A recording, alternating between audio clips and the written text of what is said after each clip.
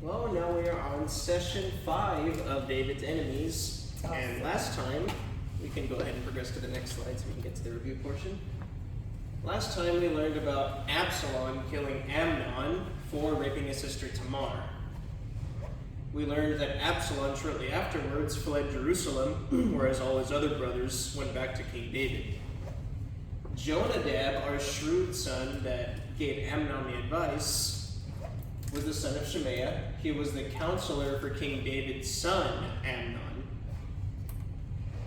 And Shemaiah was King David's brother, just to add some clarification there. So he was King David's nephew. I mentioned Jonadab here because there's also another name we heard of last time, only once in David and Bathsheba, and it's Joab. I did not want y'all to get the names mixed up. So Joab is the son of Zeruiah, who's David's half-sister. He is the commander of David's holy army. And he was the one that sent Uriah the Hittite to the front lines for David. And they are both nephews of David. We're going to be learning more about Joab this time. I just wanted to refresh y'all on Jonadab, whose story mainly concluded with the last arc. David longed for Absalom, and he did not give chase to his son. Alrighty, any questions? Alright, go to the next slide. So, Joab, son of Zeruiah, David's half-sister, knew that the king's heart longed for Absalom. So Joab sent someone to Tekoa and had a wise woman brought from there. He particularly chose a wise woman because he needed somebody that would have the comprehension to understand the plan he wanted to do here. He couldn't just bring anybody. He said to her, "Pretend you are in mourning, dress in mourning clothes, and don't use any cosmetic lotions. Act like a woman who has spent many days grieving for the dead." We can go to the next slide.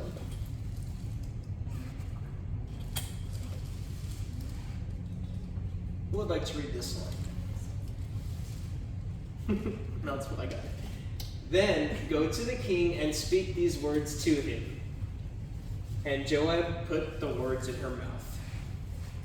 When the woman from Tekoa went to the king, she fell with her face to the ground to pay him honor.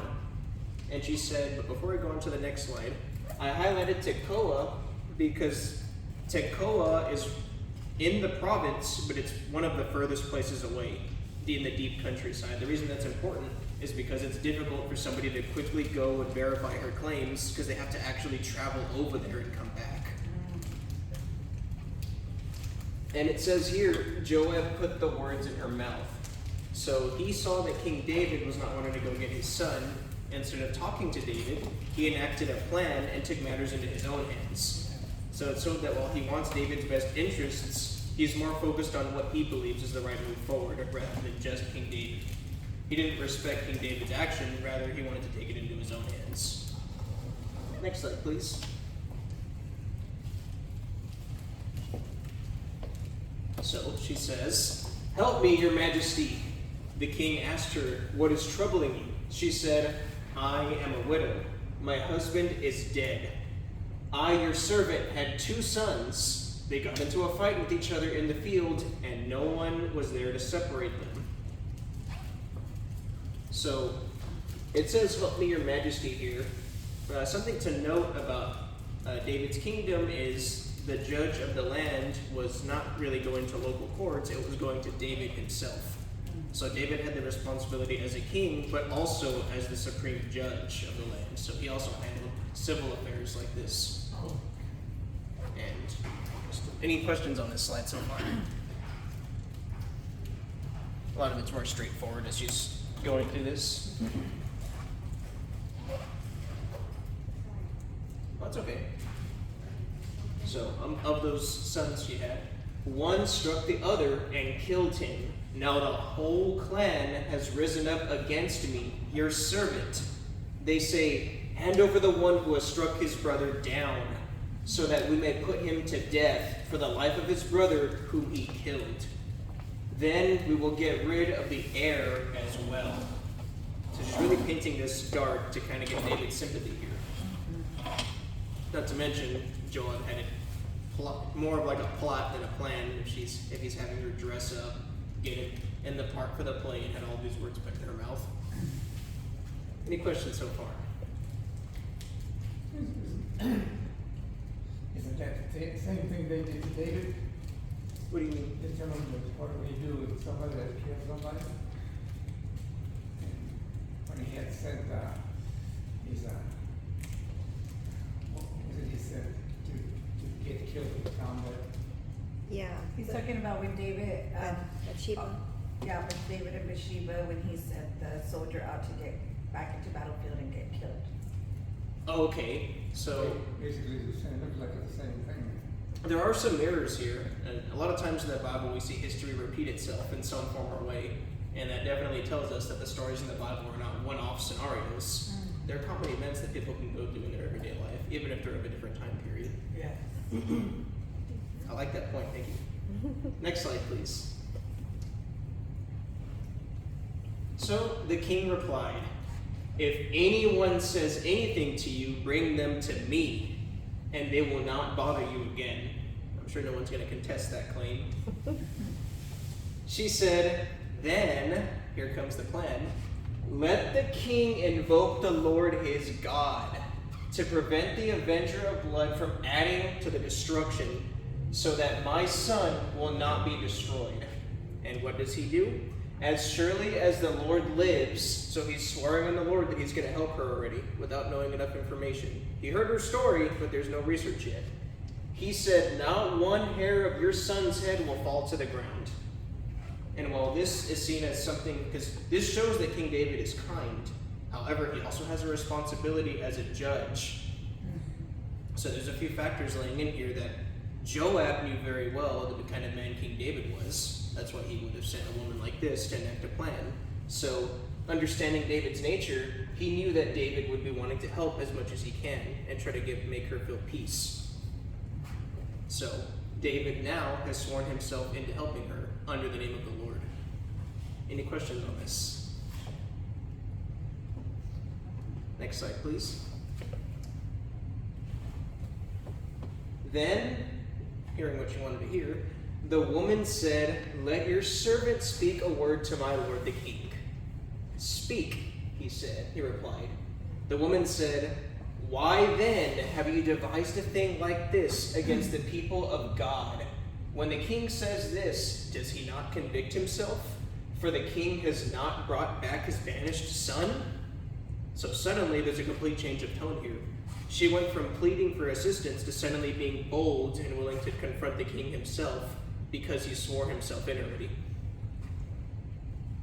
Any confusion on that one so far? Okay. Next slide, please. "Perhaps the king will agree to deliver his servant from the hand of the man who is trying to cut off both me and my son from God's inheritance. And now your servant says, may the word of my lord the king secure my inheritance." The word of my lord the king, because he also swore under God.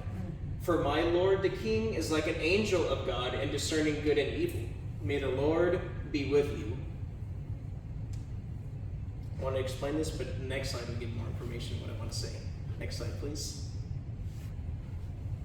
So, the king asked, "Isn't the hand of Joab with you in all of this?" He immediately realized as soon as the change in nature happened, that was way too much of a flip to suddenly have somebody from Tekoa, deep in the countryside, confronting the king suddenly about his banished son, while Joab was the one that brought her in, and he's standing in the room with them. So, the woman answered, "As surely as you live, my lord the king, no one can turn to the right or to the left from anything my lord the king says. Yes, it was your servant Joab who instructed me to do this, and who put all these words into the mouth of your servant. Your servant Joab did this to change the present situation." So you have to imagine Joab's probably a little bit stressed right now because suddenly David, with the wisdom of God, realized everything that was going on and knew that there was something wrong when something changed. So And I did explain putting the words into the mouth of your servant as him taking matters into his own hands. So,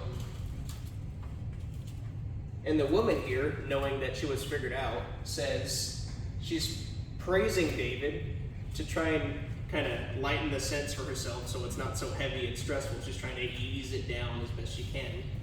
So, what does David do? Next slide, please.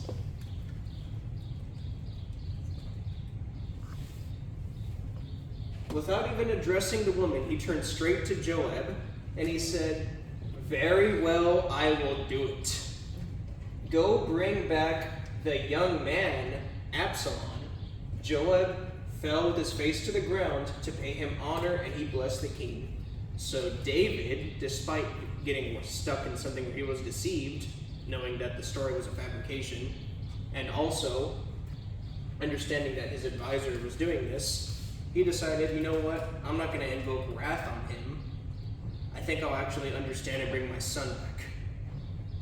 So David did not bring wrath. It's another showing that he's truly a kind person. Any questions on this so far?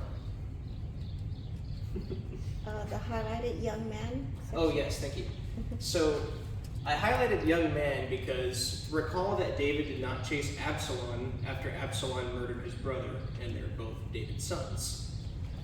David is naturally still hurt about the incident because losing a child, regardless of which, is going to hurt no matter what. So instead of saying my son, he says young man. So it shows that something's off here, whether it's slight unforgiveness, whether it could be something else, but he didn't address him as his son, and that is proven soon as to what I'm saying. Next slide, please. Who would like to read this slide? Then Joab went to Jezreel and brought Absalom back to Jerusalem. But the king said, he must go to his own house. He must not see my face. So Absalom went to his own house and did not see the face of the king. In all Israel there was not a man so highly praised for his handsome appearance as Absalom. 3 sons and a daughter were born to Absalom. His daughter's name was Tamar, and she became a beautiful woman, exiled within the kingdom. So I added this note down here. This was not written in the Bible, exiled within the kingdom, because I wanted to explain to y'all what this meant. It says, he must go to his own house. He must not see my face. So, excuse me, names get a little bit mixed up here. Absalom was brought back to Jerusalem, but from his banishment. However, he was basically still banished. He wasn't allowed to see the king. He wasn't allowed to come to the court. He wasn't allowed to go to royal festivities. He was basically just stuck being at home and making sure he wasn't in the king's presence. So, despite being welcomed back, he was still exiled. And this note here, recall, I don't know if y'all recall, but last Bible study I mentioned that Absalom and Tamar were considered exceptionally beautiful, and even Absalom as a man was considered beautiful.